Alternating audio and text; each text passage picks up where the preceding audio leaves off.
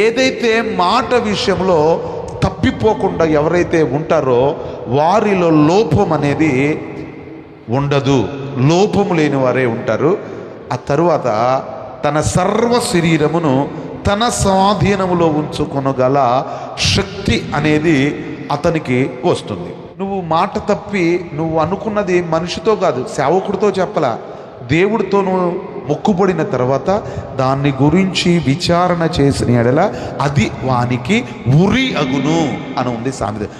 ఉరి అంటే ఉరి పెట్టుకుంటే, ఫ్యాన్కి ఉరి పెట్టుకుంటుంటే ఊపిరి ఆడకపోతే ఎలాగా ఇబ్బంది పడతాం, ఊపిరి అందకపోతే కాళ్ళు చేతులు కొట్టుకులాడుతూ అల్లాడిపోతూ ఉంటుంది బాడీ.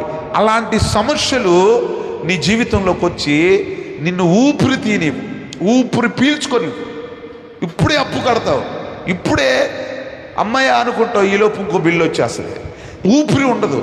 దేవుడితో నీవు పరిచర్య చేయాలని నువ్వు ఒక మొక్కుబడి చేసుకుంటే, దేవునికి నీవు ఇవ్వాలని ఒక తీర్మానం చేసుకుంటే, దేవుని కొరకు బ్రతకాలి నా కుమారుడని నువ్వు అతని విషయమే నువ్వు మొక్కుబడి చేసుకుంటే, దానిని నెరవేర్చుకోకుండా, దానిని ఇవ్వకుండా, దానిని నీవు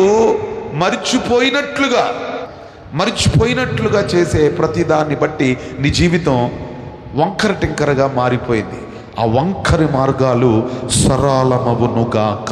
ఆమె మెట్టలు సదును చేయబడునుగాక, లోయలు పూడ్చబడునుగాక.